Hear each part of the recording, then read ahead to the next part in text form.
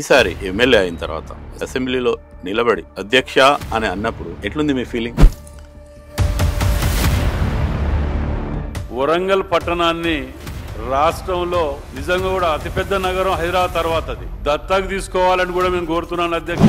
నా కోరిక కూడా అధ్యక్ష అనాలనేది. ఇప్పుడు మిత్రులను కూడా జోక్ చేసుకునేది. ఈసారి టికెట్ రాకపోతే ఏం చేస్తారు అంటే కుర్చీ తీసుకుపోయి వాళ్ళు వేసుకొని కూర్చుంటారు, నవ్వుకుంటారు అనుకున్న సందర్భాలు ఉన్నాయి. సహజంగా ఎమ్మెల్యే అయినప్పుడు వచ్చే అధికార పార్టీకి సంబంధించిన ప్రోటోకాల్ ఉంటుంది, అధికార దర్పం ఉంటుంది. అప్పుడు కొంచెం చాలా తక్కువ చూసి లేదా పట్టించుకోకుండా ఉన్న వాళ్ళు బంధువులు కావచ్చు, స్నేహితులు కావచ్చు, బయట వాళ్ళు కావచ్చు, అధికారులు కావచ్చు, ఒక్కసారి ఎమ్మెల్యే అయినాక వాళ్ళ ప్రవర్తనలో మార్పు వచ్చి మీ దగ్గరికి వచ్చిన వాళ్ళు ఉన్నారు.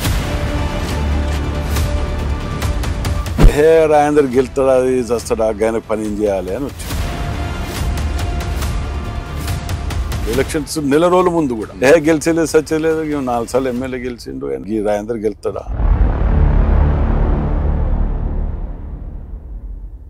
తర్వాత పని గురించి వచ్చింది. అందులో కొంతమంది నాకు సింపదర్స్ కూడా ఉన్నారు. 25 ఏళ్ల కింద లైసెన్స్ హోల్డర్ వెపన్ అనుకున్నా. ఆ రోజులలోనే ఐటీలో ఎంట్రీ చేయించిన వెపన్. ఇప్పుడు ఏ పదవి అనుభవించలే. ఒక 2-3 సార్లు ఉపయోగించారు. దాని ఏమన్నా మహబాద్లో మాత్రము ఏకంగా మీరు అన్నట్టు గురి పెట్టినట్టే మీద ఎక్కువ ఆరోపణలు వచ్చాయి.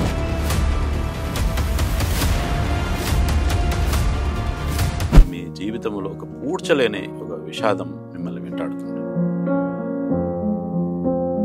ఎదిగిన కొడుకు అంటే యాక్సిడెంట్లో చనిపోవడం. ఈ బయటికి వెళ్తున్నప్పుడు అరే నా కొడుకు ఎదురొస్తే బాగుండు, నేను ఎమ్మెల్యే అయినా కదా, బాబు ఉంటే ఎంత బాగుండేది ఎప్పుడు అనిపిస్తుంటది. అనుక్షణం అనుకుంటూనే ఉంటాం. శత్రువు కూడా ఈ పరిస్థితి రావద్దు. మీకు కూడా ఒక ఎమ్మెల్యే ఉన్నారు. ఎవరా ఎమ్మెల్యే, ఏం ఆ కథ? మనోరాలు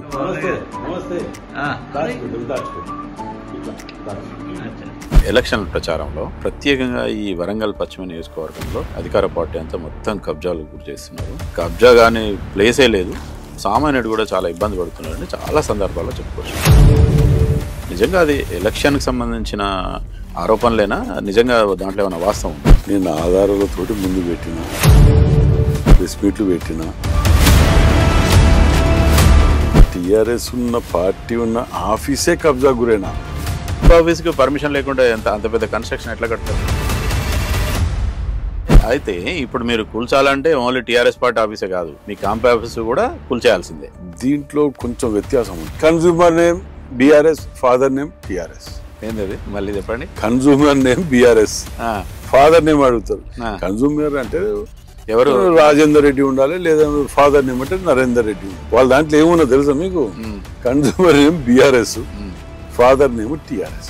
మీరు అధికారం పార్టీలో ఉన్నారు, అధికార హోదాలో ఉన్నారు, అంత ఇల్లీగల్ కన్స్ట్రక్షన్ అంత కనుక్కున్నప్పుడు మరి అది కూల్చేయడానికి అంటే ఆదేశాలు ఇవ్వచ్చు కదా. వాళ్ళకి లీగల్ ఏం లేదు కదా. కాంగ్రెస్ పార్టీ ఉన్న ఆఫీస్ కూడా అది లీగలే. ఒక పార్టీకి సంబంధించిన ఆఫీస్, కమర్షియల్ యాక్టివిటీస్ ఉండొద్దు, ఈవెన్ అక్కడ ల్యాండ్ కూడా అది ఇల్లీగలే అంటారు. మరి హైదరాబాద్లో హైడ్రా లాగా వరంగల్కు సంబంధించి ఏమైనా అట్లాంటి ఒక రూపం వచ్చి అట్లాంటి ఒక వ్యవస్థను ఏర్పాటు చేసి ఈ చెరువులను పరిరక్షించే కార్యక్రమం ఏమైనా ఉందా?